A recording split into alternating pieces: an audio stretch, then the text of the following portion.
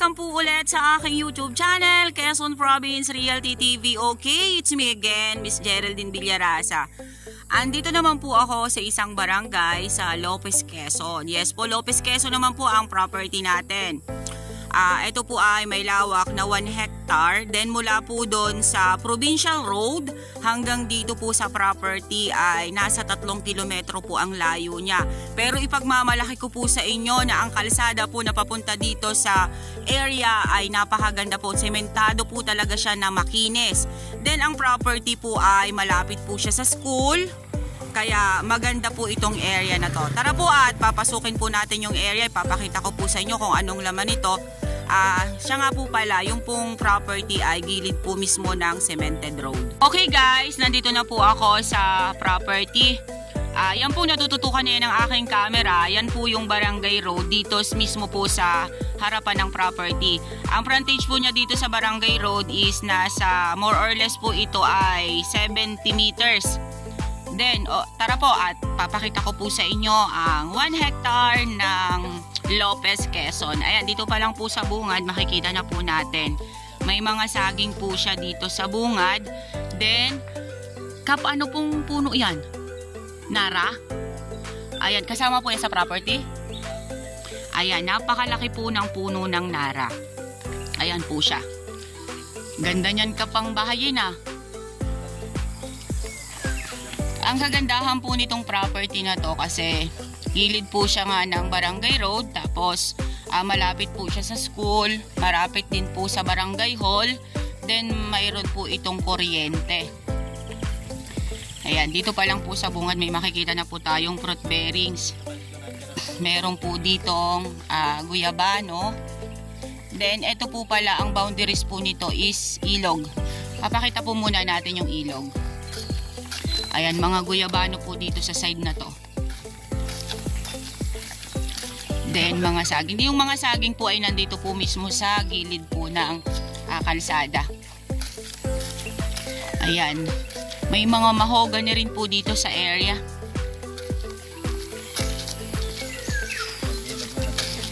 Opo.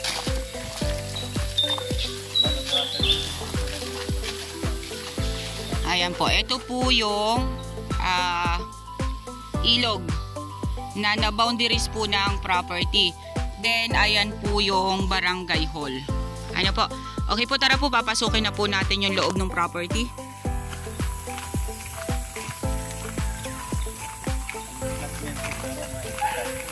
Okay po.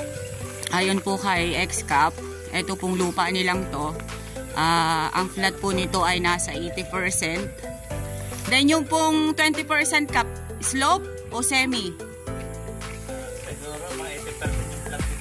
80% po yung flat. Tapos yung pong 20, slope or semi-slope?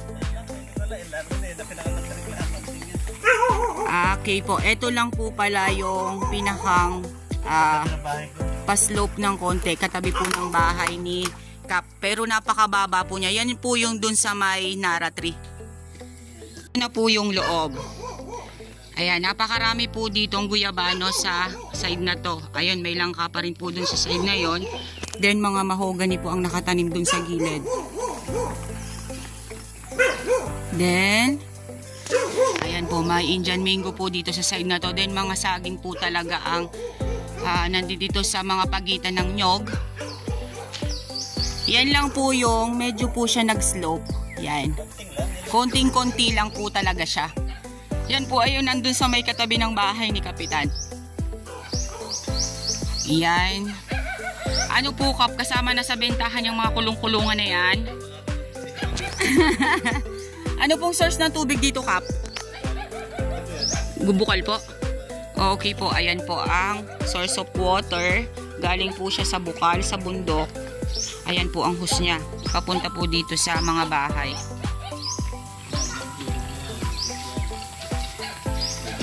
Wow, flat na flat po dito sa area na to. Mga mahogany po ang nandito sa part na to.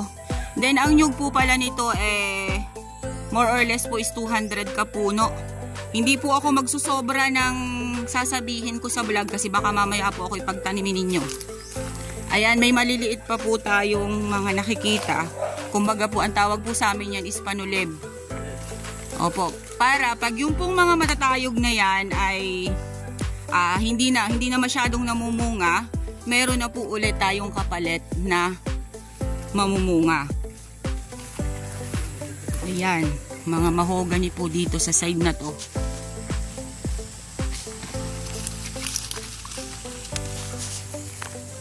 Yan lang pong part na yan ang medyo po nag-slope ng konti.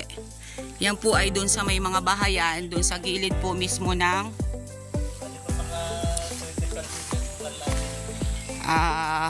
bahay ni Kap. Ito po Kap yung sapa. Okay, may sapa po dito mismo sa loob ng property. Ay, madudulas pa. Ayan, running water po siya.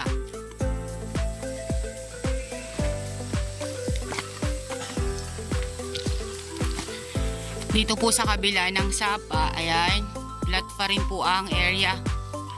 Then marami pa rin po ditong mga nyog na panulib, then mga saging.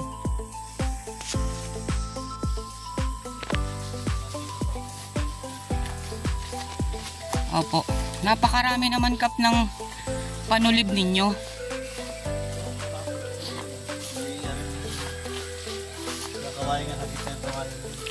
Opo.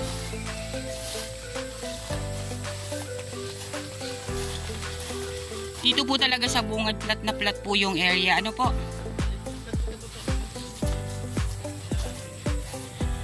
Ito pong area ay productive. At saka ang isa pa pong kagandahan nga nito is gilid nga po ng cemented road. Pagbaba nyo po ng sasakyan, ayan na po yung property mismo. Yan pong kawayan na yan, hagi pa rin po yan. Ito po yung boundaries Kap ng ilog o sapa? Sapa din po ito, nasa loob pa rin po ng property. Okay po, boundaries naman po yung sapa dito sa kabila.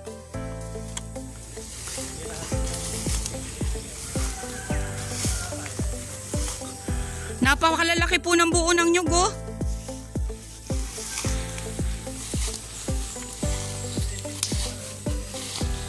Ayan po, ito naman po yung boundaries. Ano po? Kaya po itong bamboo na to, kasama po ito dito sa 1 hectare. Ayan, mga saging pa rin po dito sa side na to. Then ayun sa side na yon ay mga mahogany.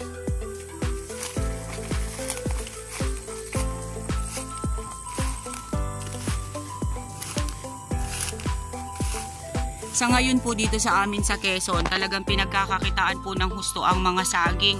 Kasi dinideliver po siya sa Balintawak or sa Bulacan, sa Divisoria.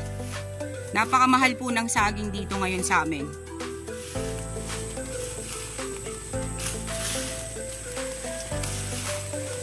Flat na flat po itong area na to oh.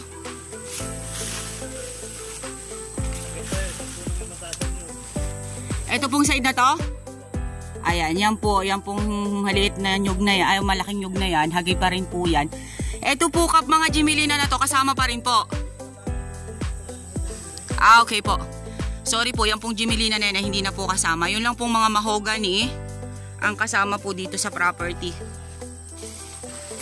Yan pong mga maliliit na nyug na yan dyan sa dulo. Yan daw po yung end ng property, sabi ni Kapitan. Nga naman po talaga ang 1 hectare po ay maliit lang po talaga siya. Nasa 10,000 square meter lang po siya. Then almost flat nga po yung property. Po kasi flat ang property, titingnan pa po talaga natin is napakaliit.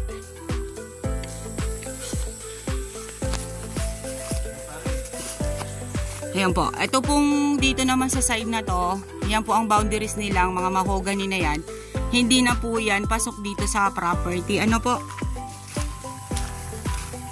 Yan, flat pa rin po dito sa likod. Yun lang po talagang kaninang sa tagiliran ang medyo po slope ng konti. Ayan.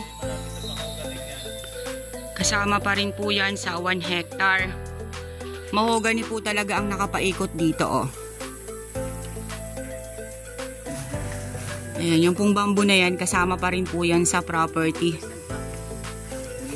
Sabi po ni Cap, yung peggery daw po niyang yan, delikado daw po yan ay madala ng property. Ano po?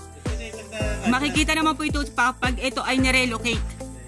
Cap, yung pong nasa title, yun lang na 1 hectare na yon. Yun lang may kuwan, sa hektarya at kalahati. Di ibubukod po yung kalahati. Kalahati ba yan natin? Okay po. Yung po palang title nito, TCT title, ano po? Binubis na ito. Opo. TCT title po siya. Then,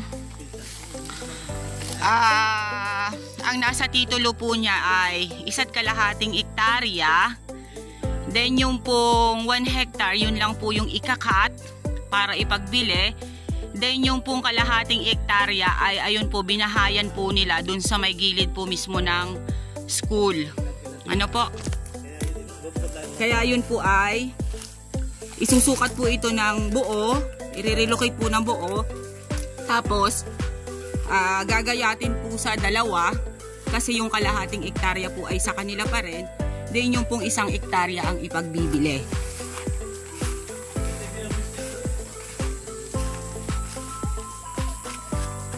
Ayan po siya. Plat na plat po talaga dito sa bungad pa lang na to.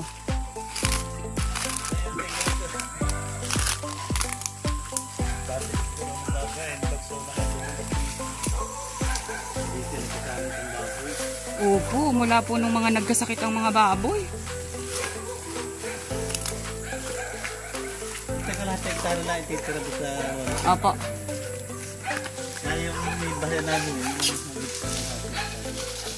Okay guys, sabihin nyo na po ang property namin. Dito po ito sa Lopez, Quezon. 1 hectare along Barangay Road. Mula po doon sa Provincial Road hanggang dito po sa property. May layo po siya na nasa 3 kilometers. Then ang nyug po niya ay more or less po ay 200 kapuno. Then ang hardwood naman po niya ay mahogany at nara. Ang fruit bearings naman po niya is guyabano, langka, kalamanse. Yun po yung nakita ko sa area. Ano po? Then marami po siyang saging. Then yung frontage niya po dito sa Barangay Road is nasa more or less po ay 70 meters. Then ang property po malapit po sa school at malapit po sa Barangay Road. Ang source naman po ng tubig dito is ilog at sapa. Okay guys, muli po ako maglalambing. Paki-like and share po ng aking mga vlog. And pa-subscribe na rin po ng aking bagong YouTube channel, Quezon Province Realty TV. Okay, it's me again, Miss Geraldine Villarasa. Thank you po for watching!